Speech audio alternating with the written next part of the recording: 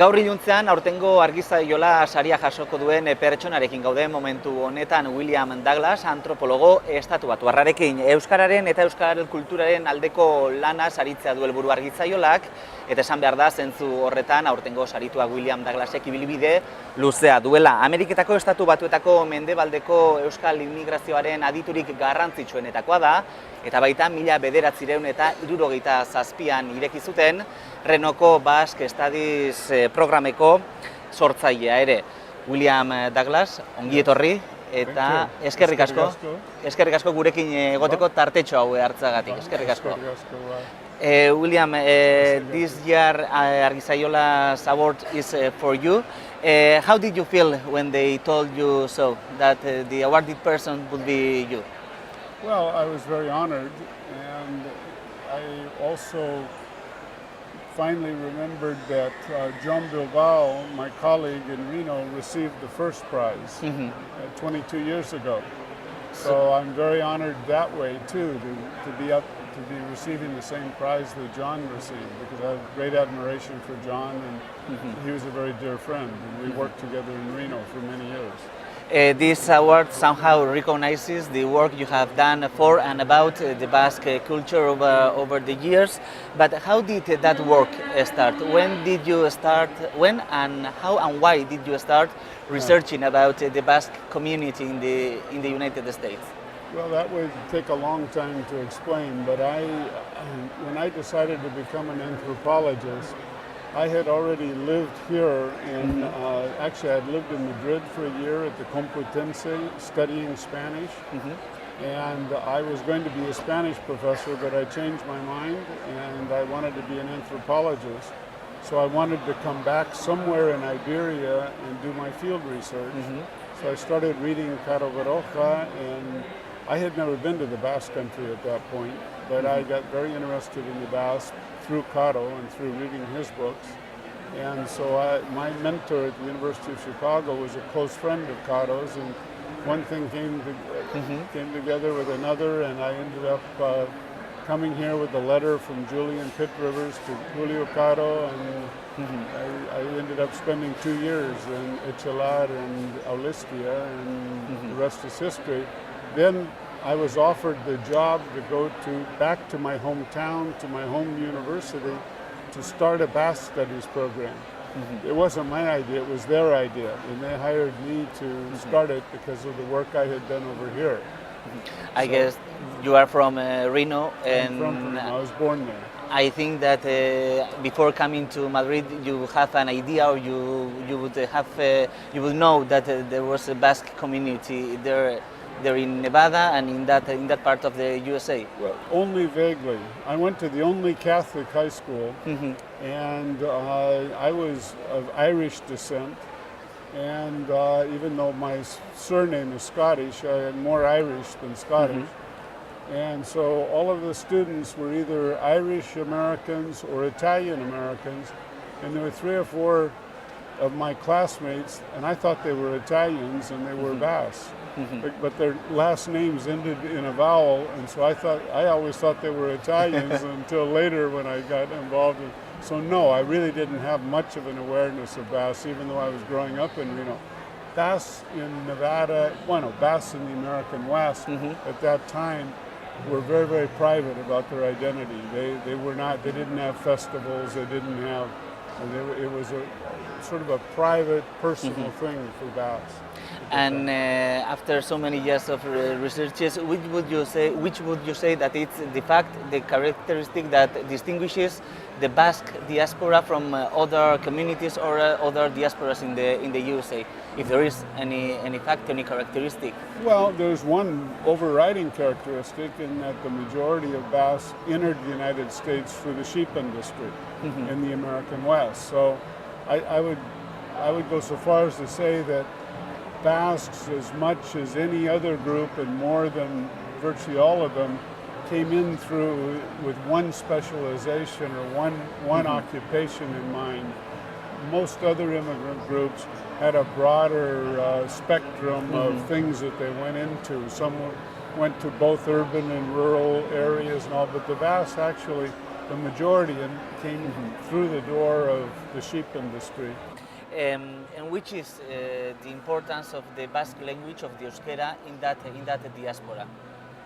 Well, I would say that, frankly, from my viewpoint anyway, this is my opinion, it's not really important at this point. In other words, there's some people who want to learn it, there's some people who are trying to preserve it, and they're very dedicated and they work hard. But the fact of the matter is it's not practical in the sense that, you know, you can't learn Basque and then leave the classroom and go use it to, you know, buy a loaf of bread or that kind of thing. It's kind of an intellectual exercise, really. And how has the Basque diaspora evolved over the years? Well, it's become, first of all, most of the Basques that came to the United States came back. They were sojourners, they were birds of passage. They didn't intend to stay, they earned a little bit of money, they brought it back here, and their futures were here. A few stayed, and little by little we have the basis of a Basque American community that is there today. Initially it was very rural, it was located mainly in rural districts of the United States, largely in ranching, largely in the sheep industry. Now, 2, 3, 4 generations later, there's a whole spectrum of things that Basques are involved in, everything from politics to law to medicine to education to business. So it's a much more diversified community today, certainly than the immigrant generations. And the idea of being a part of a community, part of a common origin, is still strong, or that Yes. feeling is still strong? I think that feeling is very strong, and I think that it's particularly strong because, relatively speaking, there are so few Basques. It's kind of unusual or unique to be a Basque, so when two Basque Americans meet, they immediately start talking. I mean, as I mentioned before, I'm Irish. There are like 45 or 50 million descendants of Ireland in the United States, so I don't feel any special affinity for when I meet another descendant from Ireland at all. I mean, the fact that we're Irish doesn't even come up in the conversation. If two Basques meet, in 2 minutes they're already talking about, first of all, the fact they're Basque, and secondly, the fact that they both had a grandfather who herded sheep. And which do you think that it's the future of that community? I don't know. I think that the future of that community is in the hands of young people who haven't even been born yet. In other words, I think that you know, in any immigrant community, any diaspora is under constant pressure to assimilate. The mixed marriages, the children attending, they become Americans, they become Argentinians, they become whatever, Mexicans, wherever they happen to be, Filipinos. So first and foremost, and they're under constant pressure so their Basque identity is just a part of their persona or a part of their identity. And over time, it will be their decision whether or not to maintain that. So not to fade, not to disappear. Yeah, and that will be the decision of future people, many of whom haven't been born yet. So, you know, I could make an argument that it'll disappear. I could make an argument that it'll survive. But both would be speculation because it's not in my hands. It's not in the hands of the homeland. Really, it's not in the hands of the Basque government. It's in the hands of those young people who are going to be born in the various Basque diasporas, whether it's Argentina or the United States. They're the ones that are going to tell all of us whether it's going to survive or not with time. One of the milestones of your career, as we have said, is that you were one of the creators of the Basque Studies program in Reno. Yes. Why is that program so important? Well, I think that, first of all, we invented it. I mean, we didn't really know what we were doing when we started. John Bilbao came the second year that I was there. the two of us and Robert Laxalt, the three of us kind of thought up what the Basque program might look like. We tried some ideas that failed. We tried other ideas that succeeded. Little by little, it took off. But I think that one of the things that I would underscore was the fact that we were doing that 10 years before it was possible to do that here. So we were, and we were a very, very important little refuge for Basque culture, if you will, academic refuge for Basque culture when there was no Basque university system.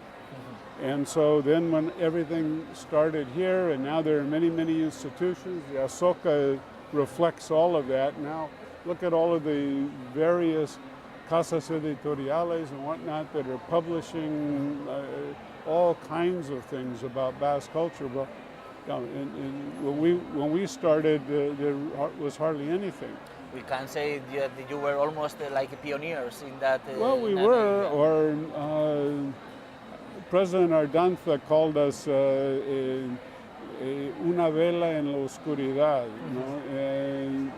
in those years, and so it was very important, really. In retrospectively, I mean, we didn't create it with that in mind so much as that was the historical reality.